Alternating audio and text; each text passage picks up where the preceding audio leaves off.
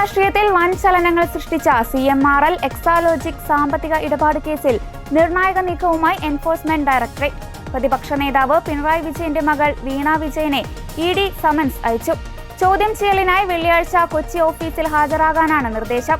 കേസിൽ ഇതാദ്യമായാണ് വീണയെ ED വിളിച്ചുവരുത്തി ചോദ്യം ചെയ്യുന്നത്.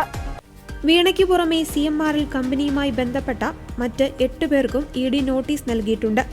നേരത്തെ നടത്തിയ റെയ്ഡുകളുടെ ഭാഗമായി ED ഉന്നയിച്ച ചോദ്യങ്ങൾക്ക് ലഭിച്ച മറുപടികളിൽ വ്യക്തതയില്ലാത്തതിനെ തുടർന്നാണ് ഇപ്പോഴത്തെ അടിയന്തര നടപടി. പ്രതിപക്ഷ നേതാവ് Pinarayi Vijayan, Muhammad Riyas MLA, CMRL MD എന്നിവരുടെ വസതികളിൽ ED വിശദമായ പരിശോധന നടത്തിയിരുന്നു.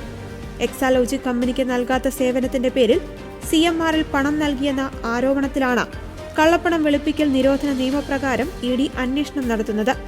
ഈ അന്വേഷണവുമായി മുന്നോട്ടു പോകുവാൻ കേരള ഹൈക്കോടതി ഡിവിഷൻ ബെഞ്ച് EDക്ക് പൂർണ്ണ അനുമതി നൽകിയിരുന്നു.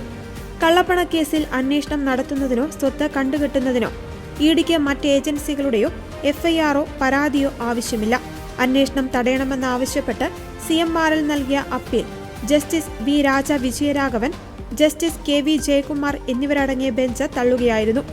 സുപ്രീംകോടതിയെ സമീപിക്കുവാൻ സാവകാശം വേണമെന്ന കമ്പനിയുടെ ആവശ്യവും കോടതി നിരാകരിച്ചു. ഇതോടെയാണ് വീണ വിജയനെ നേരിട്ട് ചോദ്യം ചെയ്യുവാനുള്ള നടപടികളിലേക്ക് ED കടന്നത്.